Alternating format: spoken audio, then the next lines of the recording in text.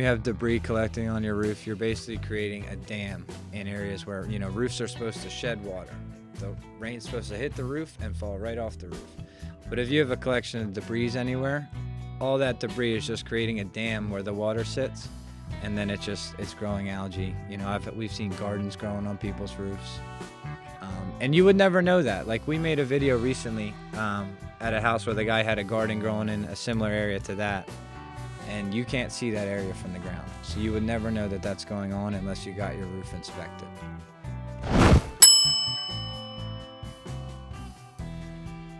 Good morning. This is Paul Gagliardi with My Living Media Podcast.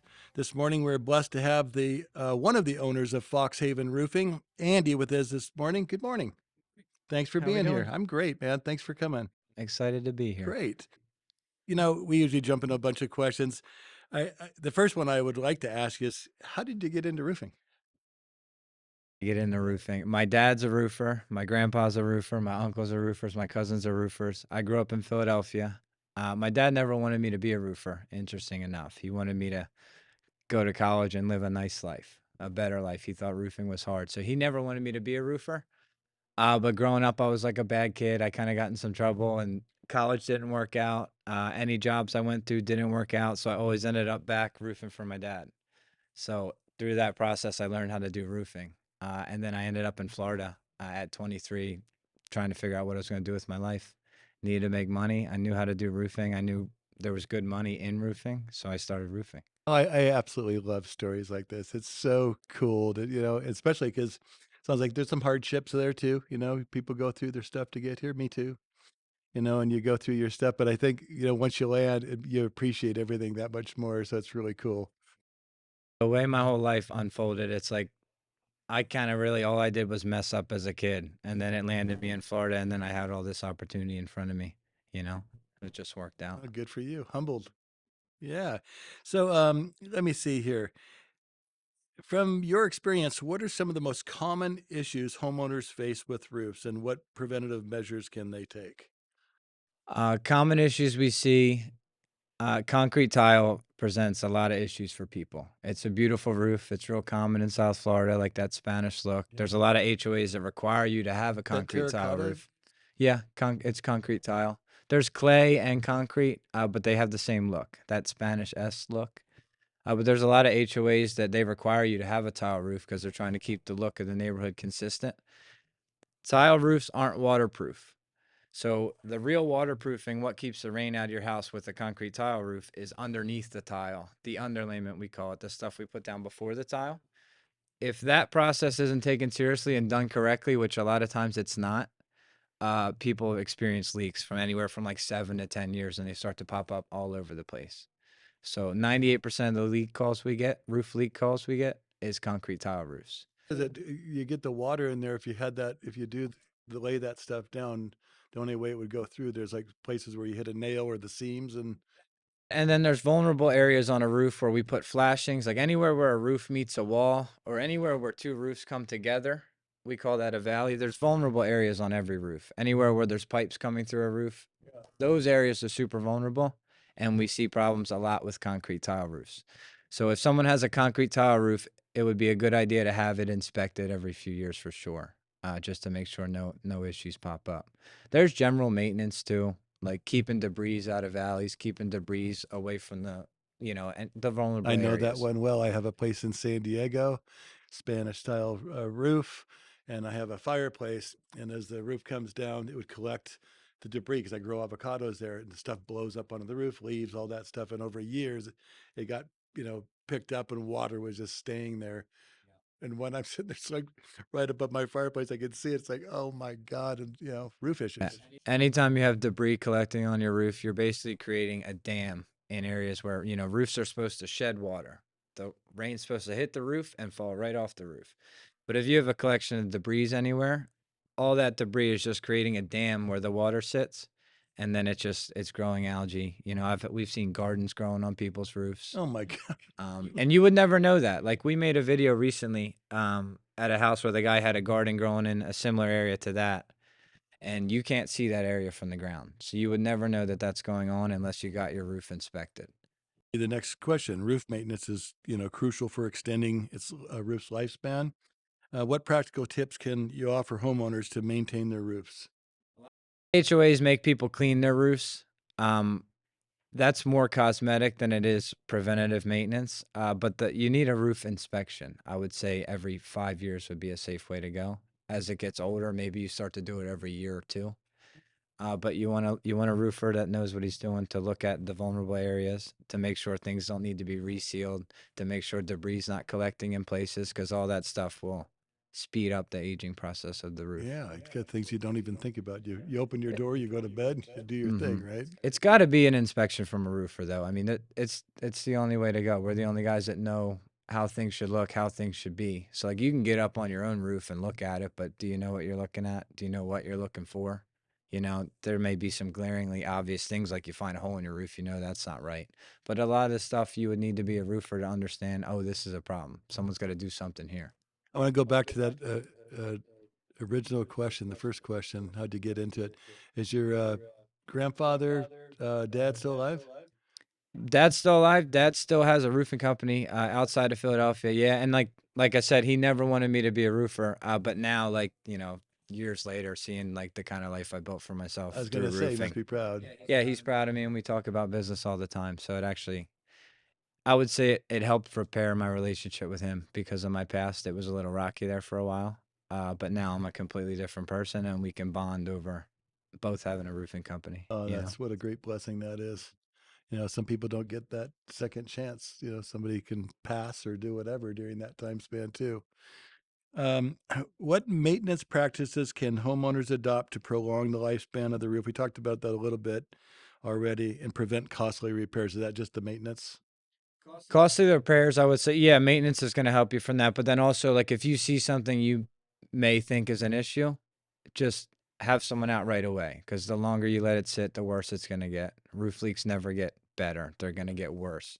So the more we let the roof sheathing, the plywood deteriorate, the more you let drywall get damaged, uh, the more costly it's going to be. So if you have a tiny little stain on your ceiling and you call a roofer and we fix the leak, we can probably just paint the ceiling because the drywall's not that wet. We're not going to deal with mold. But if you let it go, now we got to replace more wood on the roof. We got to come inside, cut a bigger section of drywall out. We probably got to replace the insulation. It's a bigger project because you didn't call us right away. Good. I've been there, done that. I'll Waited. add I'll add to that too. Maybe you have a severe leak that pops up and you see this giant stain on the ceiling all of a sudden.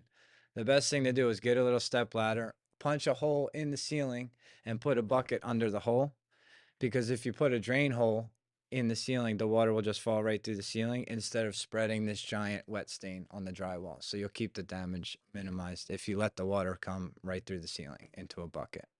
Things I wouldn't think about. Lucy's over there going, man, she's going to be a first time buyer here soon. She's going to remember all these things. Yeah, nobody knows that one, but that's a simple little trick. Roofing materials come in various types. Could you explain the differences and recommend the best options for different climates? Yeah, so there's shingle roof, asphalt shingle. It's the most popular roof system in the world, by far. But in Florida, they're definitely not going to be the best. One for insurance companies. Insurance companies don't like them that much. They're covering shingle roofs for about 15 years. So at the 15-year mark, they're going to send you a letter saying, "Hey, it's time for a new roof." Even though we know, the roof's probably got 5 years at least left on it. But we're replacing shingle roofs at 15 years because of insurance reasons. The sun and rain does beat up shingles. So there's parts of the country where shingles will last 30 years. Here, that's not the case. You got your money's worth if it goes 20 years with a shingle roof. There's concrete tile. Concrete tile is a beautiful roof. It's durable. The concrete stays cool, so that's a good aspect of roofing. But the waterproofing is an issue. There's a correct way to do tile, but from what we see every day in the calls we get to the office, concrete tile roofs give a lot of people problems because of the waterproofing. They're the most likely to leak, I would say, from what we see. Just because of what their people are putting down? Because it's just the way that we deal with the vulnerable areas on a concrete tile roof and the way that we have to waterproof it with the underlayment and the metal flashings. And then the tile is just aesthetic. Um, there's also different installation techniques with concrete tile. Like we can glue the tiles down, which means we're not putting holes in the underlayment, which is the waterproofing. But it's cheaper to nail or screw the tiles down and not pay for the foam, which a lot of guys will elect to go that route to save on costs. But yeah, but now we're punching holes through the waterproofing, which, people start to see leaks from that too over time. There's just more danger of roof leaks and waterproofing with the concrete tile.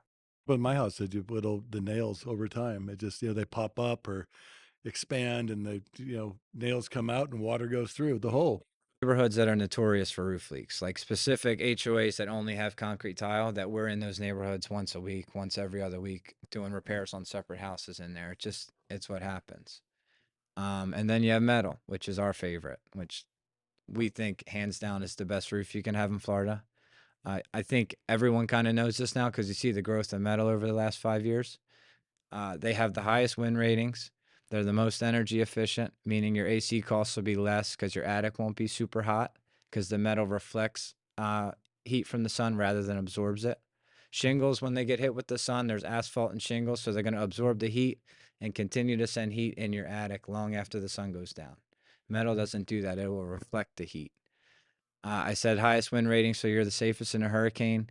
The insurance company likes them the best, meaning they'll cover you for the longest if you have a metal roof. They come in any color you want. There's different style. Heavy? Super light, super light. It's the lightest roof system for sure. Um, they never leak. We never do repairs on metal roofs. The maintenance, is by far least maintenance for metal. Oh, Um, so we would say for sure that metal roofs are the best roof you can put on your house. how can homeowners in Florida best prepare their roofs to withstand the destructive forces of hurricanes? And are there specific roofing materials or techniques that are particularly effective in high risk environment? Yeah, so I just went over that. Metal's definitely the best in a hurricane. It's got the highest wind ratings. We've got metal roof panels that are rated for 250 miles an hour. So basically, we're telling you that the roof structure will get ripped off of your walls before the actual metal panels will get ripped off of the roof.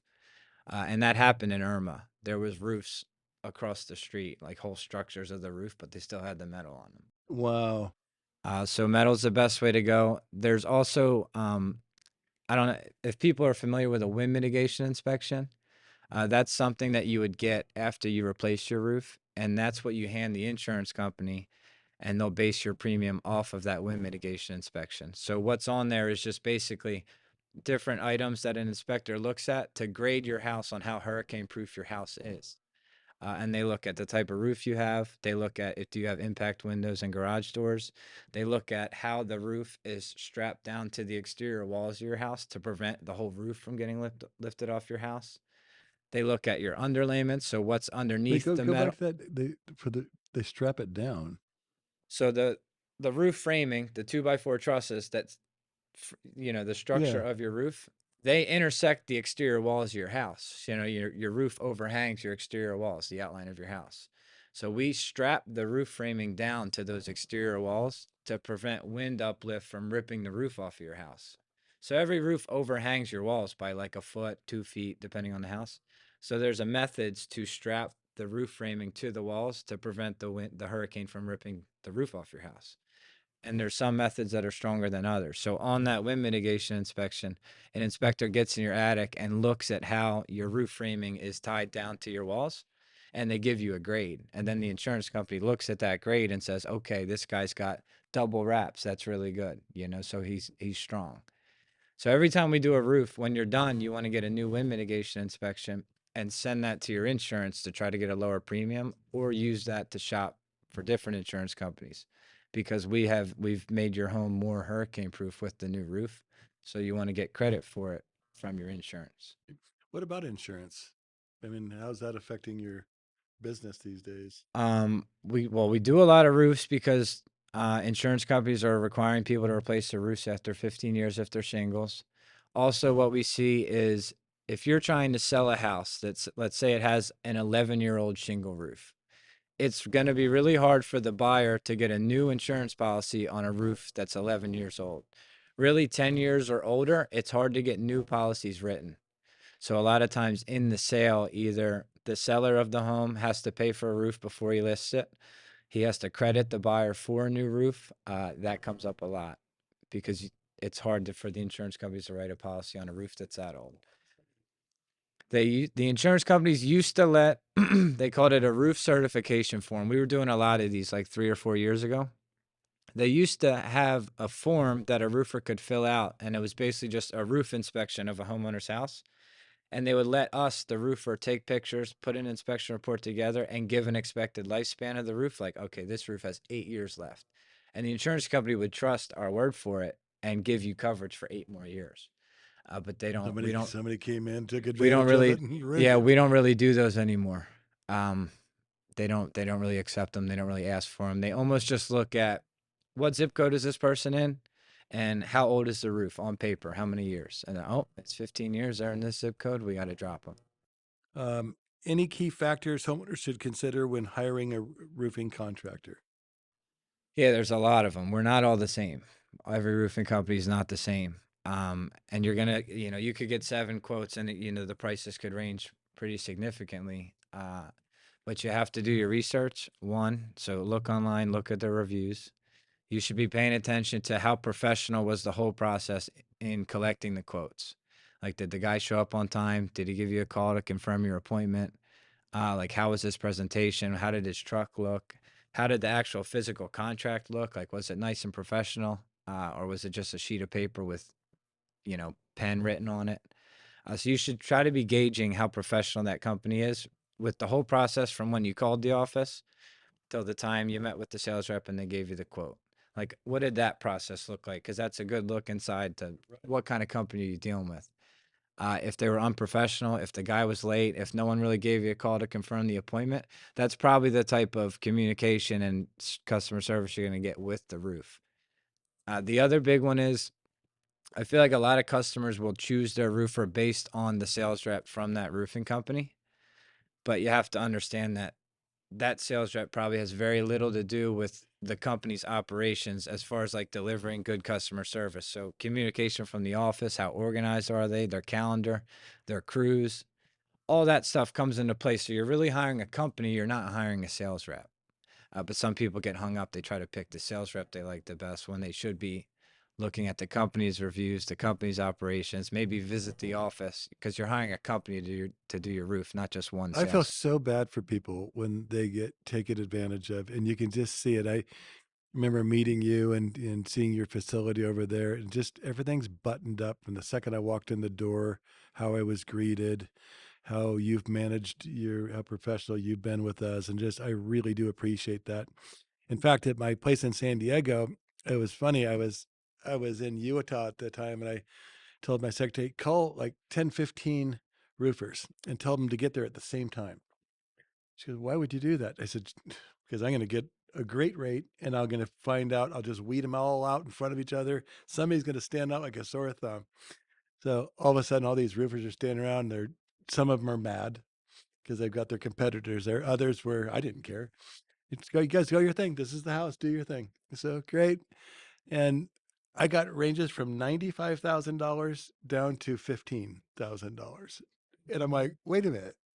And one guy is sitting in the back and he's just laughing. He came up to me, he goes, this is hilarious. I never thought I'd like watching somebody do this. I know exactly what you did. I said, what did I do?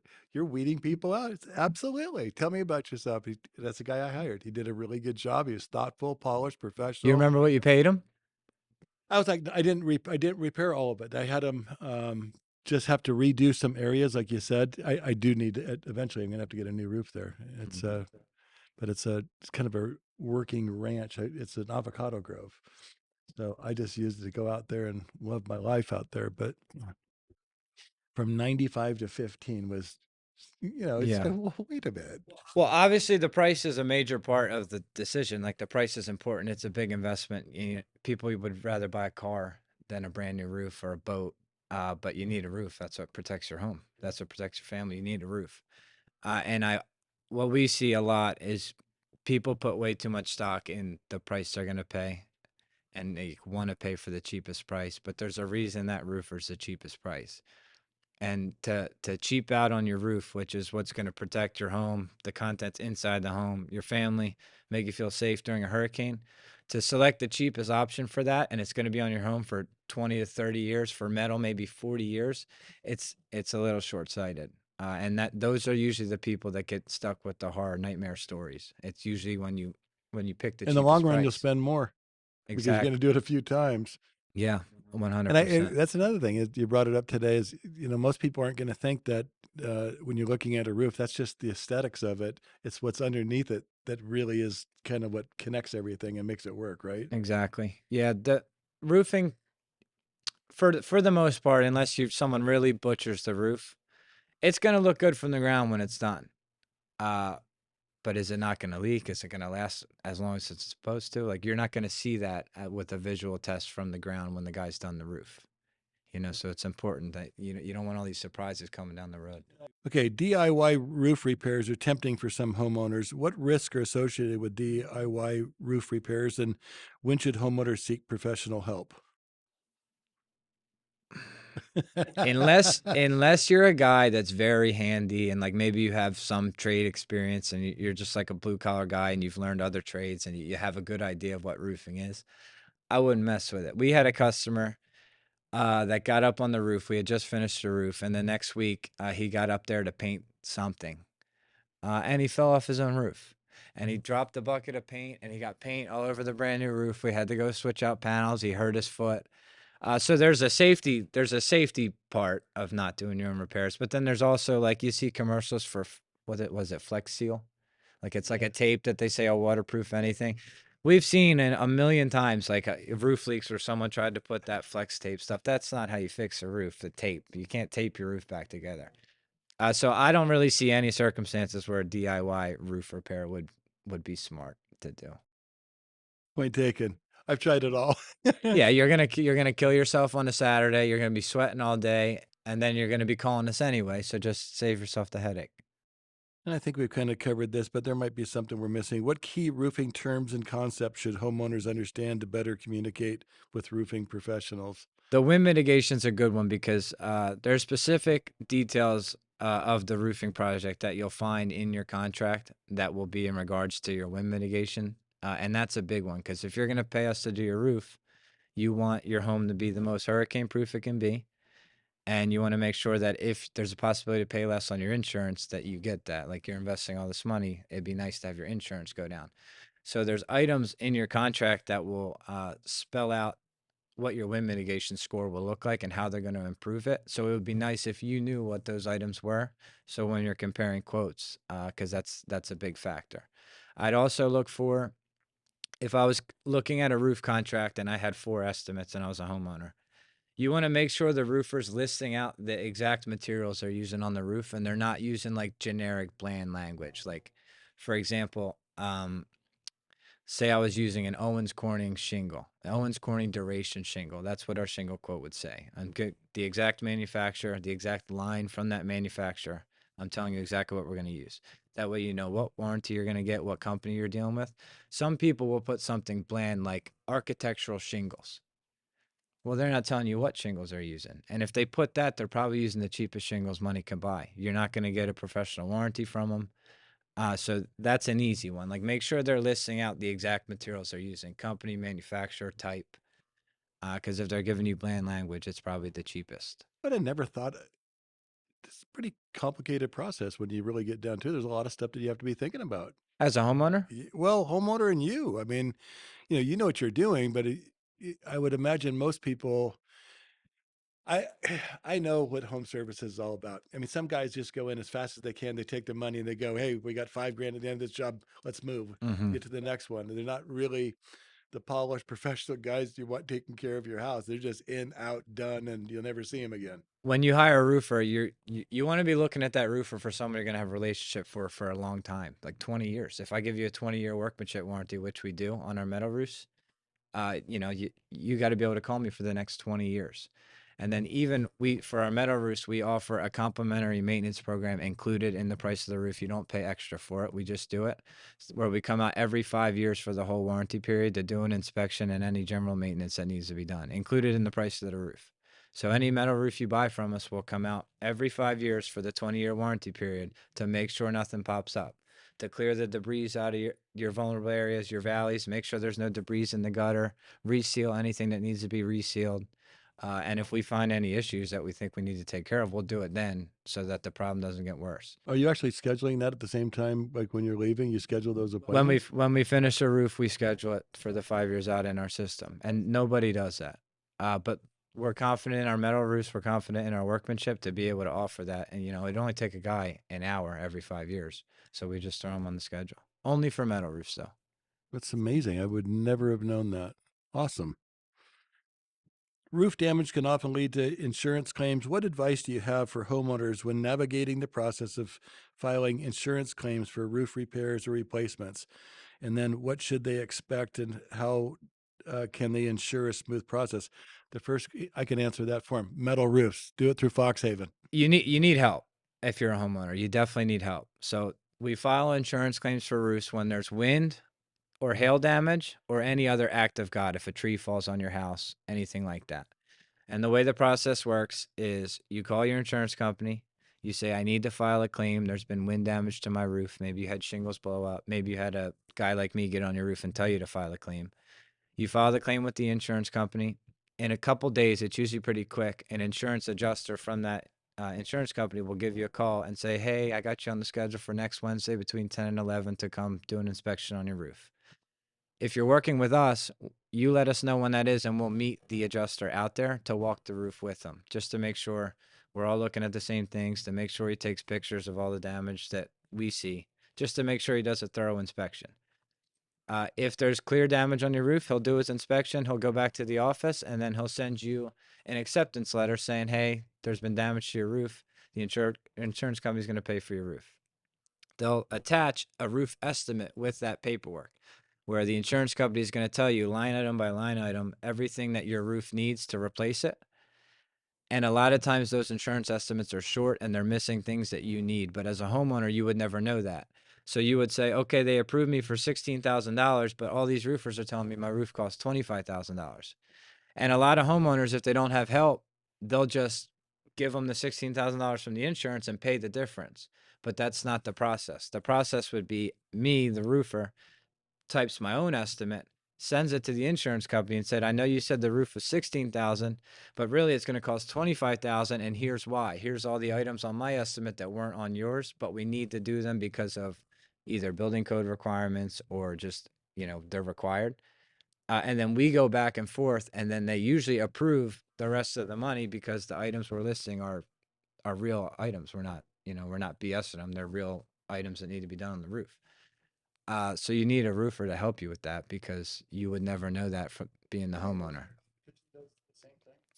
I mean, that's insurance restoration work. So guys that are familiar with the insurance restoration world do. Not all roofers are familiar with that, though. Not a lot of roofers don't really get into working with insurance companies. And then there's other roofers that only work with insurance companies. So they're the guys that knock on your door, all the door knockers, and they only do insurance work.